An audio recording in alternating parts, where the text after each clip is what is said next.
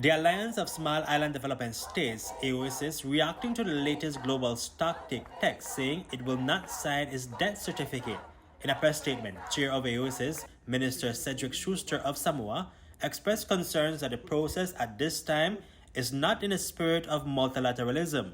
He said that as since their voices are not being heard, as it appears that several other parties have enjoyed preferential treatment, compromising the transparency and inclusivity of the process. It presents a menu of options that state could take, could is unacceptable. How can you not understand? It is our very survival that is at stake. This is why in every room, our negotiators have been pushing tirelessly for decisions that align with staying under 1.5 degrees of warming. That is why if parties continue to oppose the phase out of fossil fuels and fossil fuel subsidies, they must stop and question their own commitment to this process. The end of fossil fuels! It's the end of fossil fuels! The response to the latest draft text on the COP28 Global Stocktake has predominantly been unfavorable. The draft, which represents action on fossil fuels as an option rather than a mandatory measure, and uses the term reduction instead of phase out, has generated widespread criticism. The perspectives of the two largest emitters, China and the United States, are yet to be disclosed. However, indications suggest mounting pressures from other parties for the formulation of a revised draft.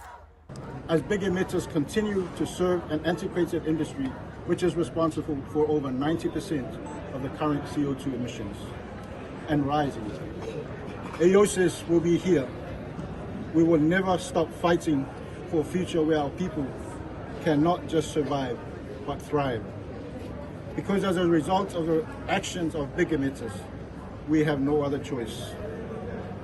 And we remind you yet again, our small island developing states are on the front lines of this climate crisis. But if you continue prioritizing profit over people, you are putting your own future on the line. We call on all our allies to support our call and stand with us to keep 1.5 alive. Least developed countries LDCs say we cannot accept the latest GST text. Germany stated that for the EU, the text is insufficient and disappointing, missing the tools to keep 1.5 degrees Celsius within reach. The Marshall Islands saying it will not sign its debt warrant. Belize's Minister of Sustainable Development and Climate Change, Orlando Habet, speaking to News 5 at COP28 in Dubai. We have not made much progress in terms of reaching that goal for the 1.5 degrees. Short of that, indications are that we are already at 1.2, and if things remain the same, and it seems as if some of those countries, as you see with the negotiations, they don't even want to mention the issue of fossil fuel reduction. They're sticking to this word behind it saying fossil fuel reduction, but they're adding in the abatement side to it. We understand that for any individual country who's producing petroleum, it may be a problem, but they have been asking for a transitional period for a long time. There has to be more technology to make sure that whatever they produce has less emissions, but also that they have to understand that this is increasing the temperature and we will not be able to reach the goal that has been set.